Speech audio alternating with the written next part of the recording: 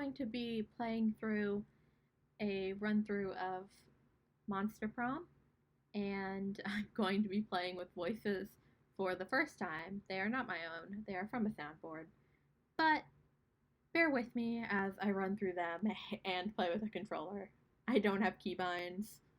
Don't ask, it's a whole story. Let's get started.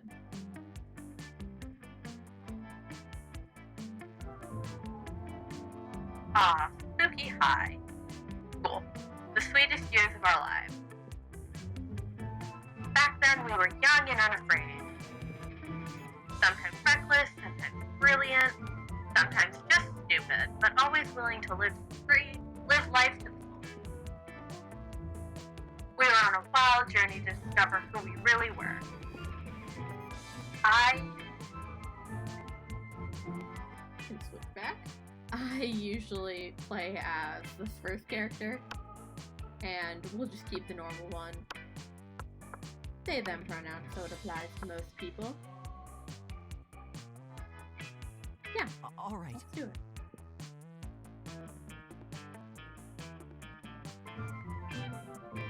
And we had yet to experience its ultimate challenge, the Monster Prom. I remember it clearly. 3 weeks were left as we fantasized about our dream prom dates. We were scrambling to catch the attention of one of the 6 most charismatic classmates. Miranda Vanderbilt, a sweet mermaid princess who was as cute as she was genocidal. Damien LeVay, a fearless demon with a taste for destruction and a love of fire. Scott Howell, a werewolf athlete who compensated for his rather small brain with stupidly huge heart. Liam DeLioncourt, a hipster vampire whose standoffish demeanor hid that he was truly a lovable dork. Yay! Holly Geist, a party ghost with an insatiable hunger for all the wrong things.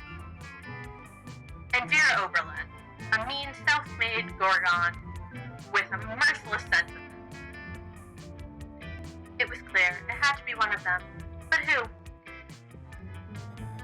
We only had 3 weeks to choose our prom date, and even more daunting, we only had 3 weeks to woo them and conquer their heart. But as I already said, we were young and unafraid, and we were ready to start.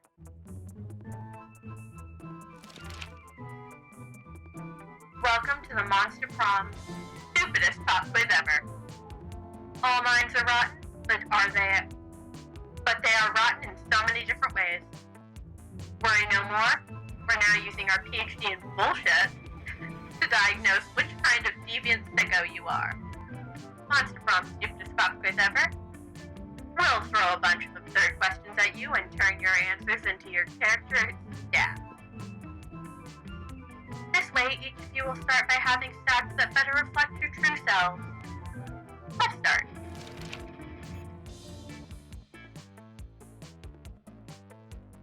Democracy is just broken.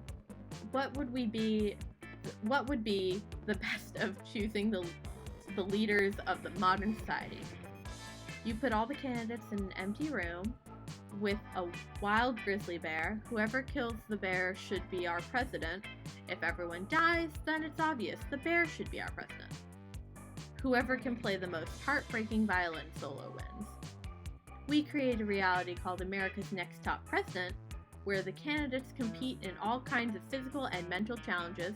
Voter turnout would increase, and we would turn a profit on it. Personally, I'm kind of thinking of going for Liam, so I think we'll go with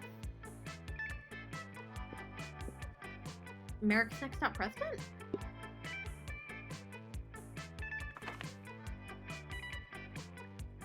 If you could put a curse on your worst enemy, what would it be? I'd curse them to fall in love with a wonderful person and be happily married for years before they realize that all this time their partner was a wild panther in disguise. The panther then devours my enemy. Classic! You can't rely on the effectiveness of a curse. I prefer to take care of my enemies the old-fashioned way, by exposing them to unsafe doses of radiation over the course of several years. The curse of always meeting obnoxious people at parties who are super into new fad diets that feel the need to explain them in detail. I'd probably say effectiveness of a curse.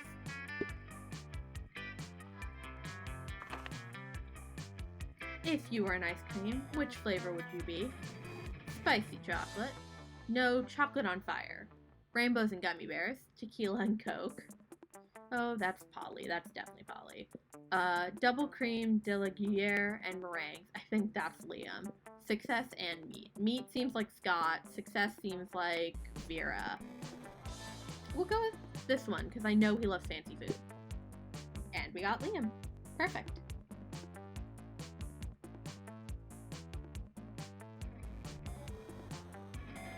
Oh, loading screens.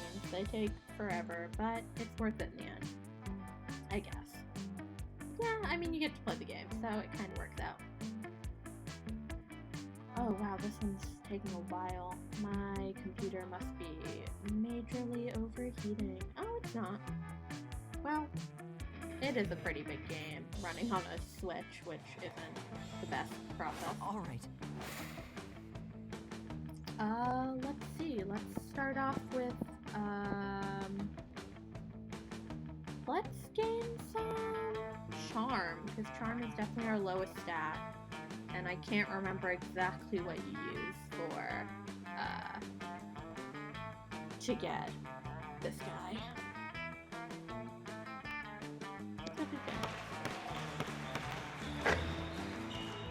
That day, an epic dodgeball match takes place. Everything seems lost, but you deliver an inspirational speech that fuels your team's spirit, leading to a spectacular comeback. You clearly are a natural-born leader. You gain 2 charms. You catch sight of Liam and Vera nearby doing what they do best, judging people. Pathetic.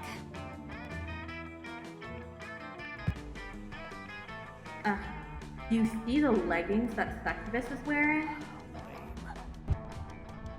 How could I not? They're about as subtle as the gigantic intent of Jonathan Swift's A Modest Proposal. You know, Liam, sometimes I worry that we're the only 2 fashionable monsters at this entire school. But then I realize that's not something to worry about. That's something to feel smugly superior about. I could have put it only slightly better myself. Now focus, Vera. We have so many more outfits to critique. No way to avoid it. You're about to walk right past them. Quick, improvise a fashion accessory that'll actually impress them. Put on the hot dog costume you keep in your backpack for emergencies. It's so iconic. Liam would love it. Strip naked and tell them you are wearing fabric that only cool people can see. Here is all about hearing speak. Well, we're going for Liam, so we'll go with Liam. Liam and Vera watch as you carefully and deliberately change into your hot dog costume and then walk past them. Did they change into that ridiculous outfit on purpose? To mess with us? My god, they must give... Hold on, let me double check this. Liam pulls out a pocket calculator and presses some buttons. He gasps. -$5. I didn't know it was even possible to get that few bucks. I think we have to admit when we've been outplayed, Vera.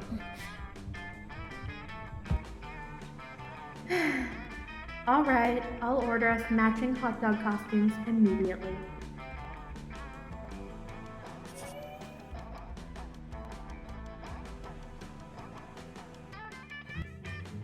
Finally, dressing like a hot dog is becoming the trend you always hoped it would be. You gain 2 charm and 1 fun.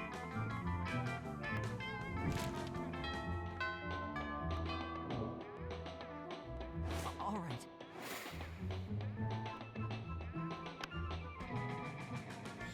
as always, we have to sit with the person we are wooing. So let's see Scott and Liam.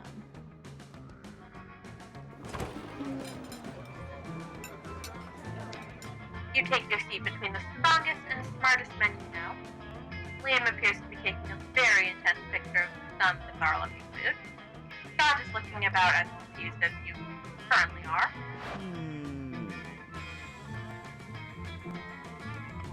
Let me consult to see which voice I gave Scott.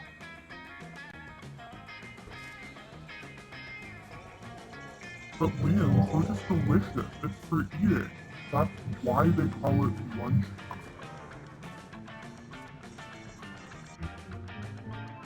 Neither of those statements is wrong, but they also aren't quite connected. If I have the capacity to eat, I assure you, I would still ignore the actual content of the food and savor of finding the perfect combination of this flawless moment-gram post.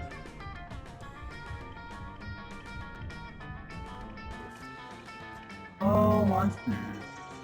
You're going to post a picture that advertises food to people who can actually eat it. You're so smart. I'll be happy to eat your food for you. I'm afraid your palate is way too unsophisticated to appreciate these rare Japanese delicacies.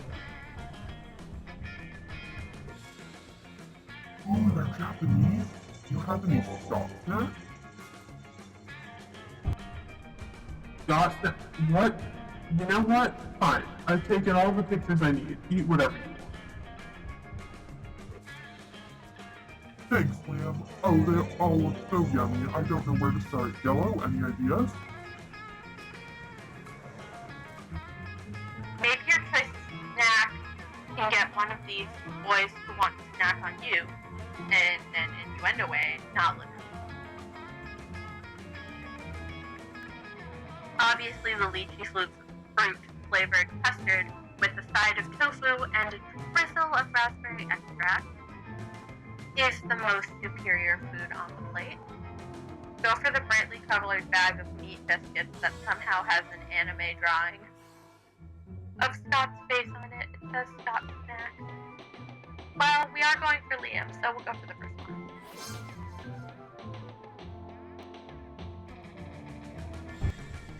Oh, Yellow, I always knew you were a monster of impeccable taste.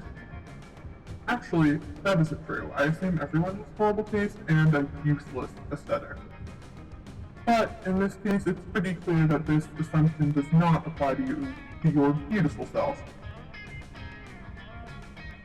Did I say beautiful? I meant your aesthetic is beautiful? Because we have the same aesthetic. The lychee custard picture has already gotten more life than any other food on this table.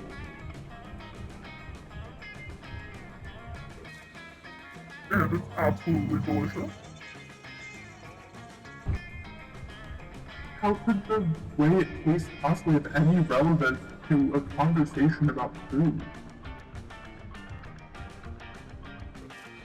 Liam, you're so smart that I don't even understand how that makes any sense.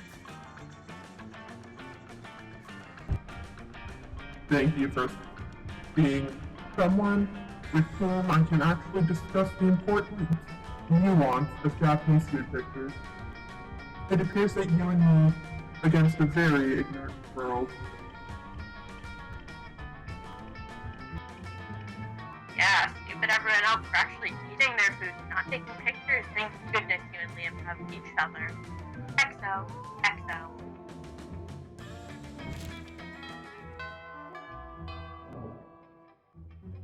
All right.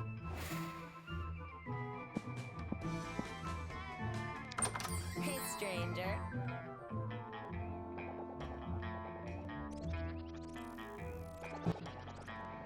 Hi, stranger. It's been a while. I've missed you. It's okay. You can look at myself. Now I have to go for the free thing. See, I'm wise enough to know when a gift needs giving. No Yeah. refunds.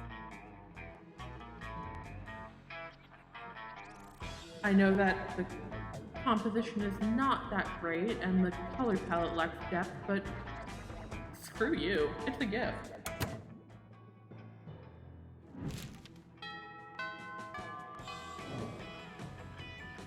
All right.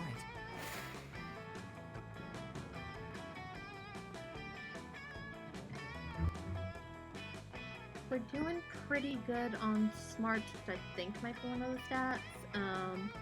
I think creativity might be the other one. So let's try the auditorium since creativity is pretty low.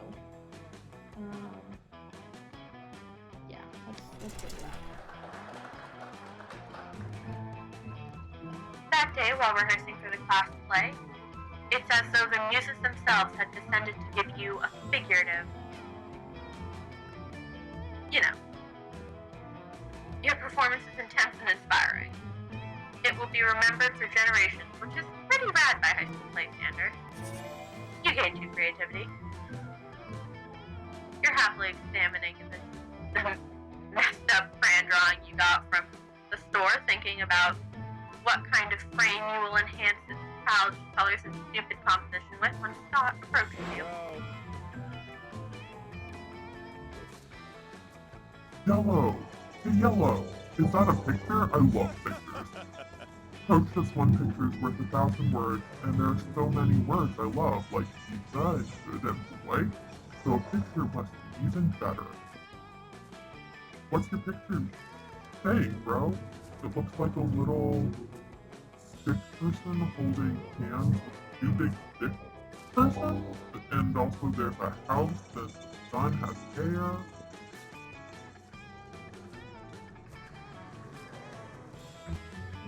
You patiently explain to Scott that this is a picture of a family, and that those are solar rays, not hair. Awesome, bro. Oh, so those 2 big bros are protecting the little bro? I get it. What? No, you tell Scott that the 2 big stick figures are parents. Parents? Wow, so that's what parents look like?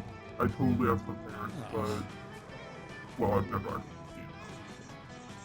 That's okay though. Once a year, they sneak into our house in the middle of the night and leave me Christmas presents because I'm a good boy and they love me.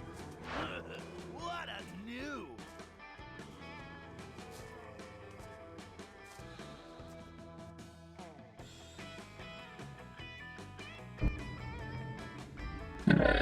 You baby. You still think parents leave Christmas presents in the middle of the night? That's unfair. It is?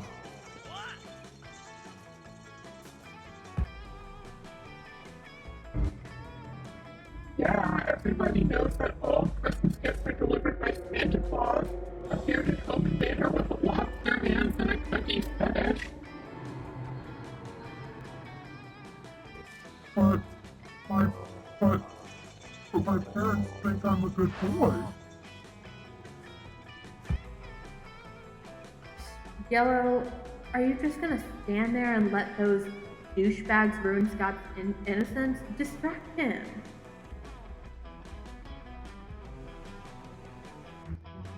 Well, you know this is a serious situation if it's causing fear of show entity. Quick, divert Scott's attention by starting a discussion on the history and development of jazz as a musical art. Mega silly based. It has to be mega silly.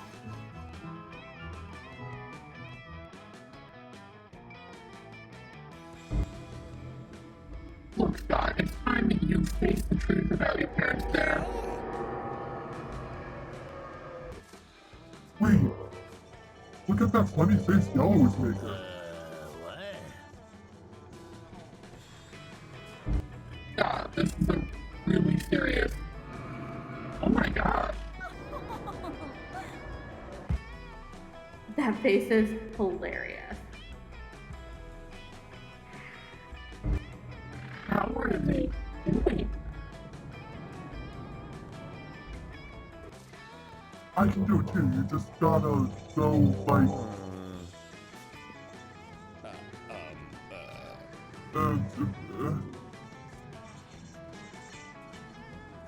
woof. I can't do it. My face isn't strong enough. I'm gonna have to hit the gym and do some chin-ups and face splits. Bye-bye. Good thing we weren't talking about anything important, otherwise I'd feel bad about leaving like this. Later, pals. That was close. Nice work, Yellow. And as for you, Wolfpack, the heck were you thinking?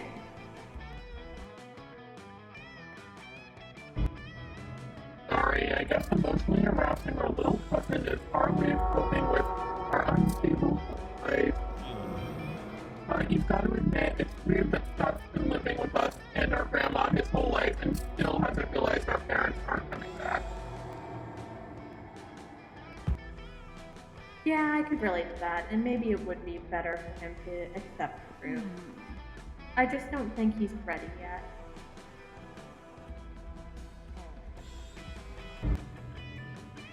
You're right. Thanks for helping to keep the lie alive, Yellow. You're a true girl. For your good deed and your incredible facial flexibility, you gain 2 creativity and 1 charm.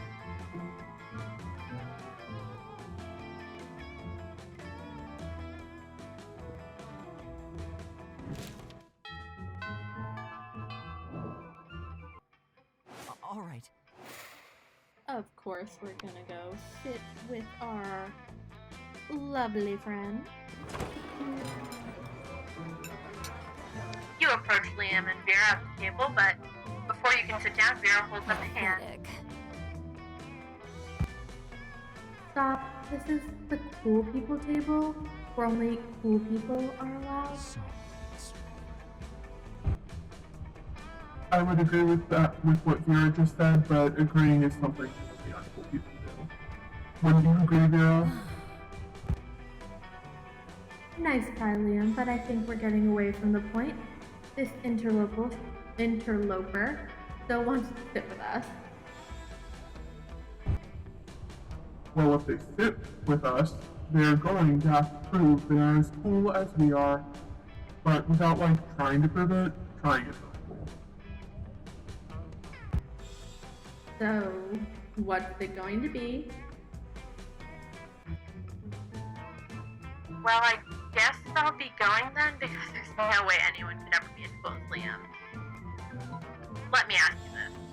Would an uncool person be giving Vera $15 monster right now?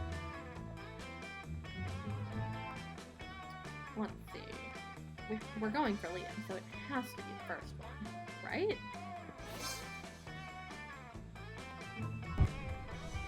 Wait, was that sarcasm?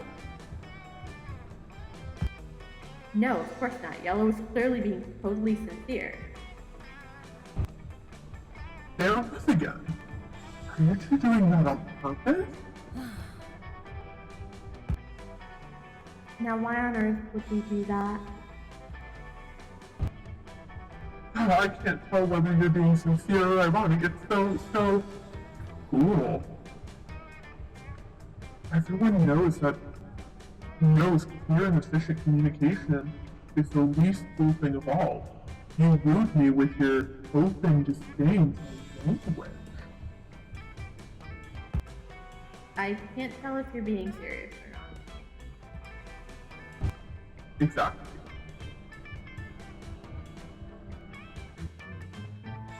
Vera and Liam invite you to sit with them and chat.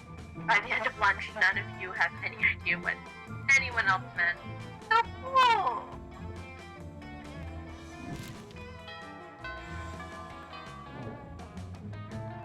All right. My thoughts are, let's go for smarts, because I would love to get that above 10, so... class of this. I guess let's go for more creativity? Or maybe charm? No, let's go for creativity.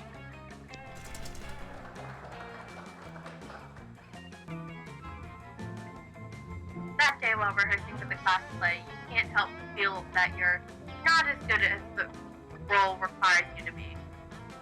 There doesn't seem to be any ordinary way of getting yourself there, but there might be an extraordinary way.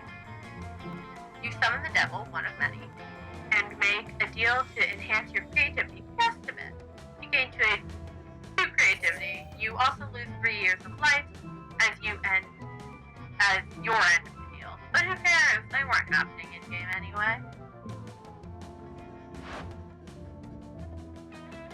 Later, you head by the local pizza parlor to help Vera collect her protection money. You notice Scott moping around outside. Hey Scott, what are you doing outside the pizza parlor? Don't you normally prefer to be inside the pizza parlor?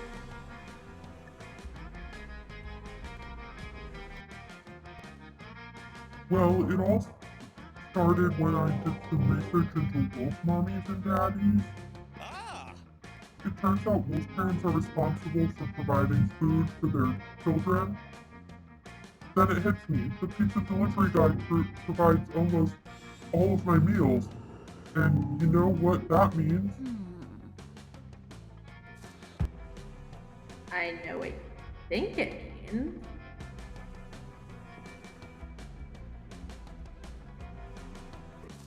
It means the pizza delivery guy is my mother. What? Or maybe the pizza parlor itself is my mother? It's hard to be sure. Either way, I came here to reunite with my long-lost parents and also get some free pizza, hopefully. But they threw me out. Apparently I'm not the first person to claim to be related to one of their employees in order to get free pizza. I don't want to be separated from my mama though. Please help. Keeping Scott's misguided hopes alive may be trickier than I expected. But I just don't think he's ready for the truth. Do you think you could get the restaurant to give him free pizza and say it's from his mother?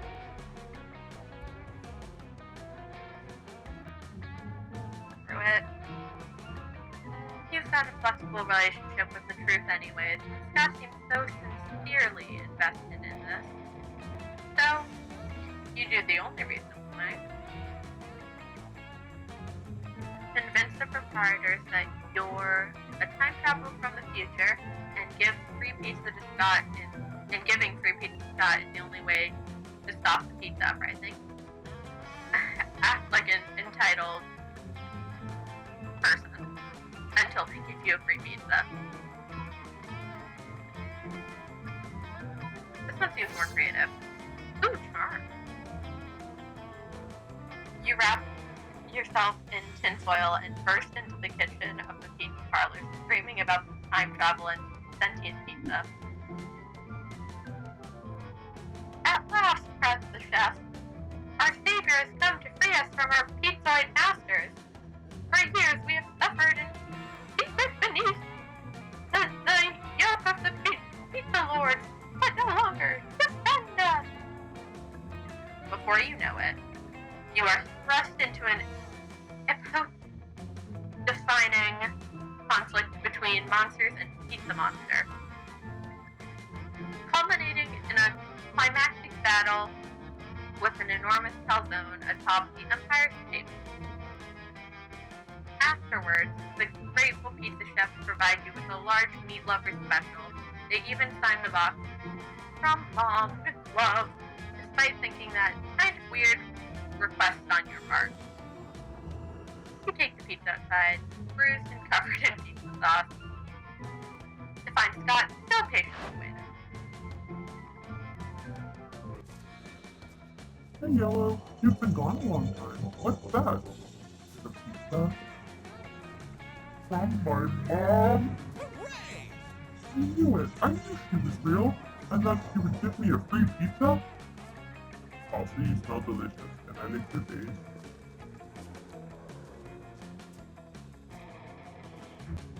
You glance at Vera uncertainly. Would she be disgusted if you let Scott lick your face a little? He smiles.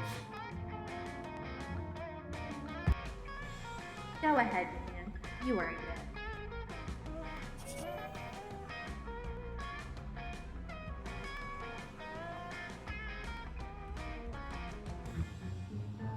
Oh yeah, you gain 2 fun and 1 charm, and a dozen of slop be big tips.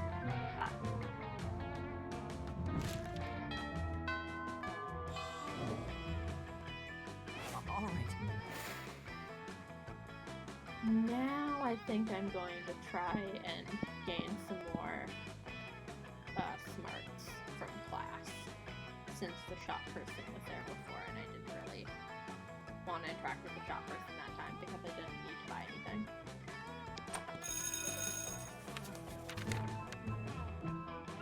That day you listened to your elders and learned valuable lessons. Sometimes after all the monster nonsense and the dating gimmicks, you forget that attending class is supposed to be the primary activity at the site. This game must be smart. Later you see Liam rolling his eyes out his mouth. You ask him what's up before he can roll them right out of it. I'm having trouble with my status on my social network. I expressed a positive opinion about bug manicures, which I obviously meant ironically, but now my so-called friends are responding with blatant, unironic pictures of themselves who tend to be glued to their nails. I know being aloof and misunderstood is my brand, but I want to be misunderstood on my terms, not theirs. What kind of status could I post that would be idiot-proof? Flat out post that everyone currently reading the status is an idiot. Vogue blog for your life. You think Vogue blog, right?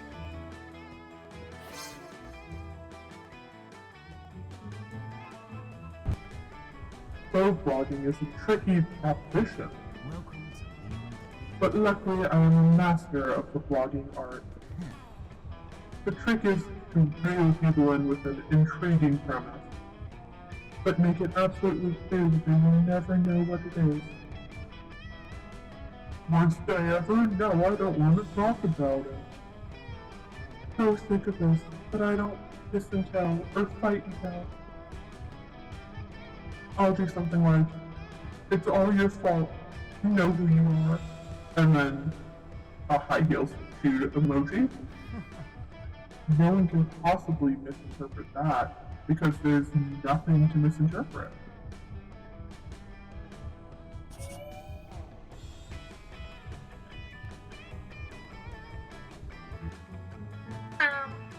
Vogue blogging is always the simplest and most direct solution. You gain two creativity and one boldness.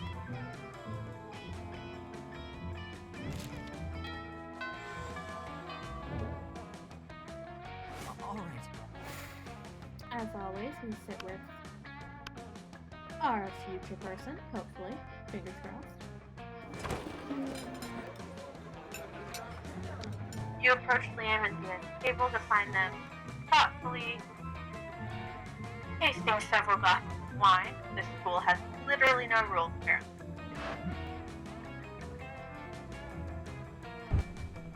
All wine, the most exclusive of beverages. Even a vampire such as myself cannot resist glass and allure. Do you know a lot about wine then? I'm having dinner with the King of France next week and I could use some pointers. France doesn't have it anymore.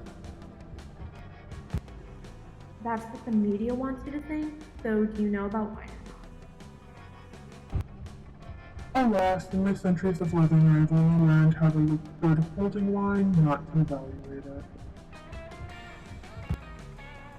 All I know is that I'm not drinking another glass of wine. Another glass of that wine.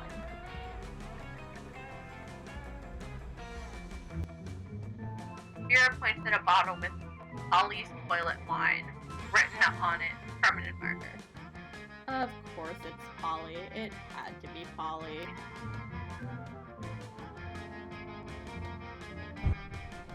What I wouldn't give for an experienced sommelier to help us judge what wine is best. You know nothing about wine, but you're pretty sure some sommeliers just make stuff up anyway. You suavely recommend try the sangria. It pairs well with seafood and blood.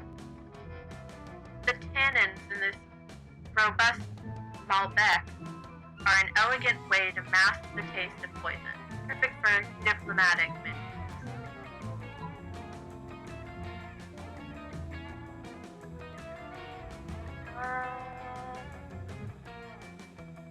I think it has to be the first one since we're going for Liam. But the second one would honestly be the answer I put.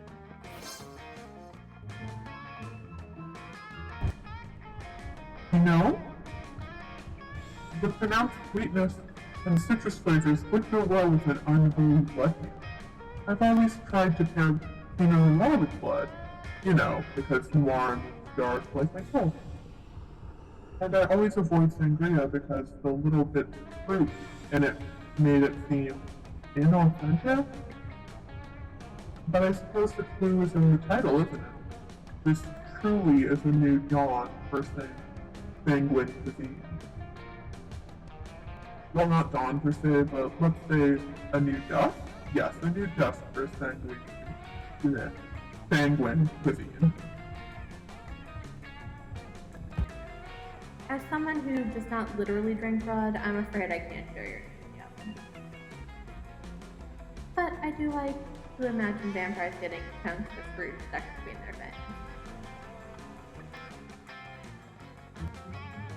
Liam ignores her. He's too busy gazing at you over the rim of his glass.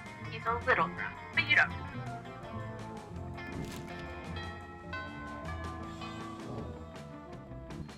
All right. The final one, I think I'll go for charm, which is the gym. Yeah, it's the gym. That way everything's up high except for boldness, but gonna be honest, I don't think it's boldness that I need to get Liam, so we'll go with the gym. That day, an epic dodgeball match takes place. Many people fall during the battle. You can't take any more, so you valiantly go straight to the other team's leader and start negotiating for a truce. After hours of intense diplomacy, you commit to an agreement. What an unexpected twist. You gain 10 righteousness, but this game is so wrong in so many ways that you would be lucky if you could do anything with that. And plus the nerve. You talk to Vera and all her favorite military foods when Coach approaches. Good morning. Would just like to say I love Coach. He is the absolute sweetest human. No, not human. Sweetest tiger that we could meet. Hey Yellow, you're friends with Scott, right? I've got to admit, I'm a little bit worried about the guy here. Come have a look for yourself. Coach leads you into one of the locker rooms where you find Scott deep in conversation with a bag of potatoes. The bag of potatoes is double eyes, a mustache, and corn cob pipe. But it is still definitely a bag full of potatoes. Gross.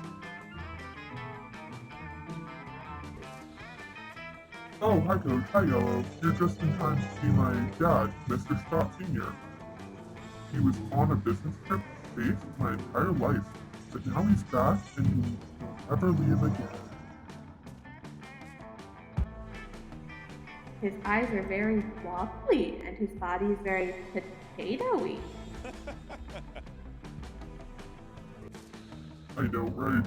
Family is so weird. These are my friends, Dad. Say hi to my friends and tell them how much you love each other. The potato bag, being a bag of potatoes, says something. Come on, Dad, don't be shy. Dad? Oh no, are you okay, Dad? Dad? You can't tell Scott the truth about his dad. You're already in too deep, but convince him everything's okay. Explain that some people have a hard time putting their emotions into words, especially if they're a bag of potatoes. Pin a ribbon on the potato stack and say, I'm proud of you, Scott. I want a pin of ribbon. Great idea. Good thing you always carry around that exact pin in case of emergency. You gently pin it to Scott's potato dad. You're proud of me? After all these years of not seeing you while you were in space, how did you say those words? Or at least to read them off a pin attached to your lucky chest? Aw, Dad, bro, I think I'm gonna cry. And to think I was almost convinced that you were nothing but a bag of potatoes, ugly eyes, and a mustache and a corn-cob pipe too.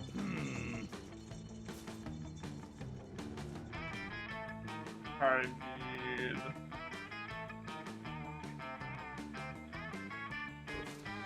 Look, I know it's just a bag of chips, okay?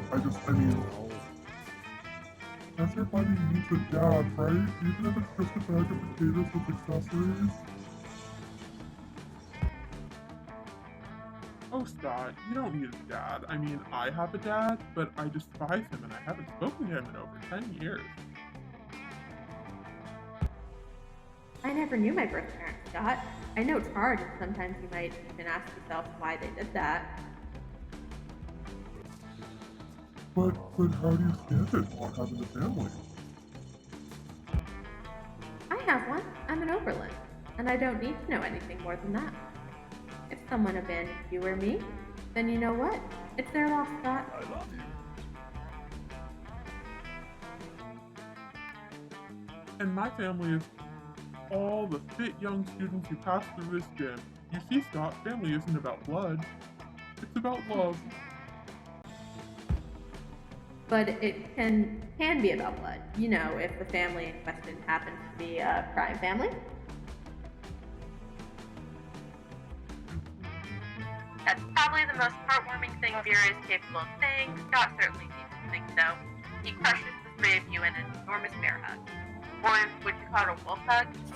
Either way, you gain +2 charm, +1 fun, and a warm fuzzy feeling that lasts the rest of the week.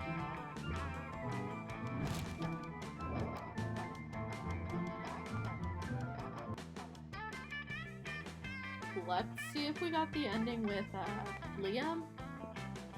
We had a lot of Scott and Vera cutscenes, so now I'm confused. Let's go for Liam. I think I have the stats for it. Oh, hey. Yes. Might get rejected. All right. We tried. You finally pluck up your courage and ask your beloved to go to mock prom with you. You and me? I'm not attracted to you in that way. Actually, I think the only way I'm attracted to you is through the tiny gravitational force that your body has solid now.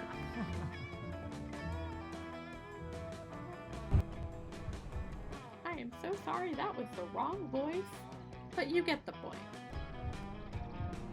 That's something, right? Are you serious? The shame of your constant failures is so great that you secluded yourself in your room for years and officially started dating your own pillow. Waifu life forever.